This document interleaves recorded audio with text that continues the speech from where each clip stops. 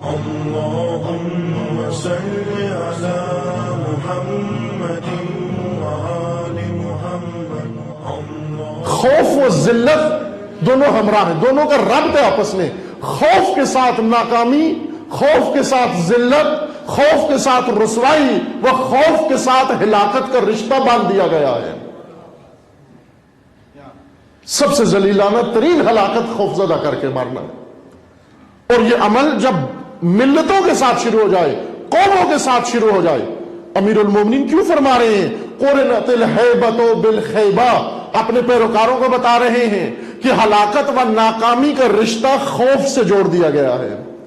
والحیاء بالحرمان، اور جھجک اور شرماہٹ محرومیت کے ساتھ اس کو ملا دیا گیا۔ جھجک بھی ایک قسم کا خوف ہے، شخصیتی خوف، جس انسان کے اندر شخصیتی طور پر بچپن سے ہی بعض مائیں تربیت کے بجائے مسخ کر رہی ہوتی ہیں، بعض باپ تربیت کے بجائے مسخ کر رہے ہوتے ہیں، بچوں کو ڈرا رہے ہوتے ہیں، ڈرا کے سب کام کرتے ہیں، بچوں کو ڈرا دیتے ہیں، تم نے یہ کام نہ کیا تمہارا یہ ہو جائے گا۔ بیٹیوں کو سامنے بٹھا کے توجہ کریں، یہ ہے ماحول، دیہاتوں میں بھی ہے، شہروں میں بھی ہے، مومنوں کے گھروں میں بھی ہے، غیر مومنوں کے گھروں میں بھی ہے۔ بیٹی کو سامنے بٹھا کے کیا کہیں گے؟ تم نے یہ کام نہ کیا، تمہیں تو کوئی بھیا نہیں آئے گا نہیں، تمہارا تو رشتہ ہی نہیں آئے گا، تمہیں تو کوئی لینے ہی نہیں آئے گا، تم ادھر ہی بوڑھی ہو جاؤ گی، ہمارے گھر میں ہی گل سڑ جاؤ گی۔ یہ بیٹی کو اس طرح سے کہا جاتا ہے، اس کو خوفزدہ کر رہی ہوگی، تمہارا کوئی رشتہ مانگنے ہی نہیں آئے گا۔ خوفزدہ کر کے کیا کراتی ہے؟ اپنا ایک عمل اس سے انجام دلواتی ہے ماں۔ بیٹے کو خوفزدہ کر اسکول بھیجتے ہیں، ساتھ خوف بھی اس کے دل میں ڈال دیتے ہیں، خوفزدہ کر کے پڑھاتے ہیں، خوفزدہ کر کے سارے کام کرتے ہیں۔ عزیز من، خوف اس کے دل سے اس کے اندر موجود ساری صلاحیتوں کو باہر پھینک دیتا ہے، نابود کر دیتا ہے۔ خوف، ڈر انسان کو تباہ کر دیتا ہے، اور ایک اس کی تباہی کا اظہار جھجک کی صورت میں آ جاتا ہے۔ شرماہٹ اور جھجک، بے جا حیا ہے نا، بچے ایسے جن میں جرت نہیں ہے کھڑے ہو کے بات کر سکیں، اس خوف کی وجہ سے اپنے معافی ضمیر کا اظہار نہیں کر سکتے۔ بہت ساری بیماریاں آج، فزیکلی بیماریاں جو انسان کو لگ جاتی ہیں، ان بیماریوں کی وجہ نفسیاتی الجھنیں ہیں، اور نفسیاتی الجھنوں کے پیچھے سب سے بڑا عنصر خوف ہے۔ بہت سارے بچے ہیں جو رات کو بستر گیلا کر دیتے ہیں، بڑے ہو کر بھی۔ بیماری ہے، ایک بیماری، ڈاکٹروں کے پاس لے جاتے، پہلے باؤں کے پاس لے جاتے ہیں، پھر جب نہیں کچھ فرق پڑتا پھر اس کے بعد ڈاکٹروں کے پاس لے جاتے ہیں، جب ڈاکٹر کی بس سے نکل چکی ہوتی ہے بات۔ اب ڈاکٹر بھی اس کو سمجھ میں آنی چاہیے، یہ وہ بیماریاں نہیں ہیں جو انجیکشن سے ٹھیک ہو جائیں، یہ وہ بیماریاں نہیں ہیں جو کسی ٹیبلٹ سے ٹھیک ہو جائیں، یہ وہ بیماریاں نہیں ہیں جو ایکس رے اور ٹیسٹ سے ٹھیک ہو جائیں، یہ وہ بیماریاں ہیں کہ ان کی جڑ ڈھونڈو کہاں پر ہے۔ ان کی جڑ اس کے ذہن میں، اس کے لاشعور میں ہے، اس کے لاشعور میں ہے، اس کے لاشعور میں بچپن سے سب کچھ بیٹھا ہوا ہے۔ عزیز من، یہ جتنے ہمارے ساتھ حوادث ہوتے ہیں بچپن میں گھروں کے اندر، اس میں عموماً مائیں بچوں کو ڈراتی زیادہ ہیں، ہر کام ڈرا کر لینا چاہتی ہیں۔ یہ ہتھیار ہے ڈرانا ہمارے پاس۔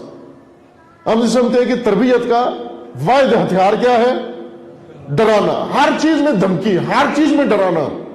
یہ کرو، کپڑے پہن لو ورنہ وہ کھا جائے گا تمہیں، جوتا پہنو ورنہ وہ کھا جائے گا، دودھ پی لو ورنہ وہ کھا جائے گا، کتاب پڑھو ورنہ وہ کھا جائے گا۔ مختلف چیزوں میں نام ہوتے ہیں ہر علاقے کے اندر، کسی جگہ چڑیل کھا جائے گی، کسی جگہ بھوت کھا جائے گا، کسی جگہ، اور یہاں کیا لاہور میں کیا کیا کھاتا ہے انسانوں کو جی؟ ہاں، یہاں کہتے خرکار لے جائے گا مثلا جی، لائٹ چلی جائے گی، لائٹ چلی جائے گی، آج کل کا یہ خوف ہے، بھلے لائٹ چلی جائے گی۔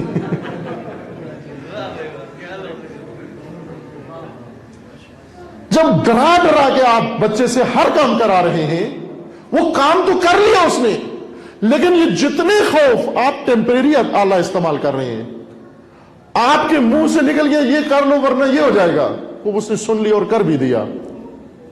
آپ کا کام وقتی طور پر مشکل ماں کی حل ہو گئی, لیکن بچے کی مشکل ہمیشہ کے لیے کھڑی ہو گئی. یہ جو خوف اس نے اس کے ذہن میں ڈالا, اس نے لاشعور میں محفوظ کر لیا ہے.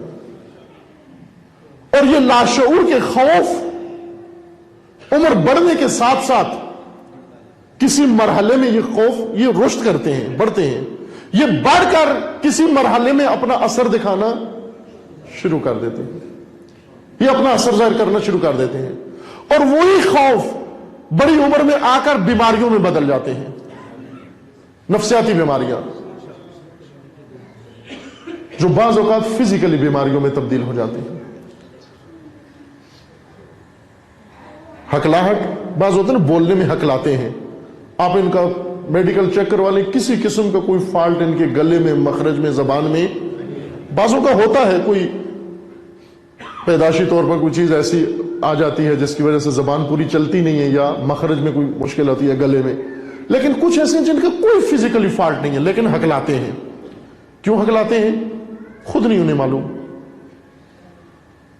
اس کی وجہ وہ چھپا ہوا خوف ہے جو ان کے دلوں میں ڈالا گیا. اس وقت اس خوف نے اثر نہیں دکھایا, آج وہ خوف بڑھ کر انسان کو متاثر کر رہا ہے. کتنے لوگ ہیں جن کی اولاد نہیں ہوتی خوف کی وجہ سے نہیں ہوتی, بالکل فٹ لوگ ہیں جسمانی طور پر, زوج و زوجہ دونوں فٹ ہیں, اولاد نہیں ہوتی خوف کی وجہ سے نہیں ہوتی. خوف انسان کے ان سپرمز کو ضعیف کر دیتا ہے, نفسیاتی خوف انسان کا, جن کے ذریعے سے انسان کی اولاد پیدا ہوتی ہے, ان کو بے اثر کر دیتا ہے, ان کو بانج بنا دیتا ہے. خوف بانج پن کا ایک بڑا حصہ خوف ہے, لاولدی خوف کی وجہ سے ہے. کتنے لوگ ہیں جو بہت محنت کرتے ہیں لیکن نتیجہ نہیں نکلتا تعلیم کے اندر خوف کی وجہ سے. بہت ذہین ہیں لیکن پڑھ نہیں پاتے, خوف زدہ کیا جاتا ہے.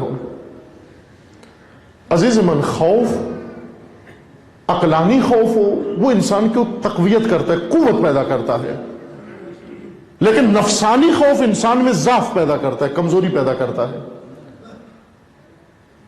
یہ خوف کئی طریقوں سے ظاہر ہوتا ہے, جیسے اشارہ کیا, ناکامیاں, ذلتیں اور جھجک اور شرماہٹ, یہ بھی خوف ہی کا اظہار ہے. جھجک یعنی خوفزدہ بچہ, شرماہٹ بیجا یعنی خوفزدہ انسان. اور یہ 60 سال تک, 100 سال تک, 90 سال تک یہ خوف ساتھ چلتا ہے انسان کے. بہت ساری چیزوں میں خوف ہی رہتا ہے, ڈر رہتا ہے. سوال نہیں کرتے, پوچھتے نہیں ہیں, ایک بات جانتے نہیں ہیں, ڈر سے کسی سے پوچھتے بھی نہیں ہیں. کیوں نہیں پوچھتے؟ یہ کہے گا کہ یہ دیکھو ابھی تک بوڑھا ہو گیا, ابھی تک اس کو یہ نہیں پتا. وہ اس میں زیادہ شرمانے کی بات ہے, یا اس عمر میں آ کر معلوم نہ ہونا شرمانے کی بات ہے. اسی میں مفتی جعفر حسین صاحب رحمت اللہ علیہ نے ایک واقعہ نقل کیا, ایک قول کے, ایک بوڑھا, اسی حکمت کے ضمن میں نیچے تفصیل میں انہوں نے یہ ذکر کیا کہ ایک بوڑھا شخص آخری عمر میں تھا, کچھ جانتا نہیں تھا, اور اس نے جا کر پوچھا, اسے کہا کہ تمہیں پوچھتے ہوئے شرم نہیں آتی؟ اس نے کہا جب مجھے نہ پوچھتے ہوئے شرم نہیں آتی تو پوچھتے ہوئے کیا شرم آنی چاہیے؟ نہ پوچھتے ہوئے نہیں آتی شرم, جہاں آنی چاہیے, جب وہاں نہیں آتی تو پوچھنے میں کیا شرم آتی ہے انسان کو.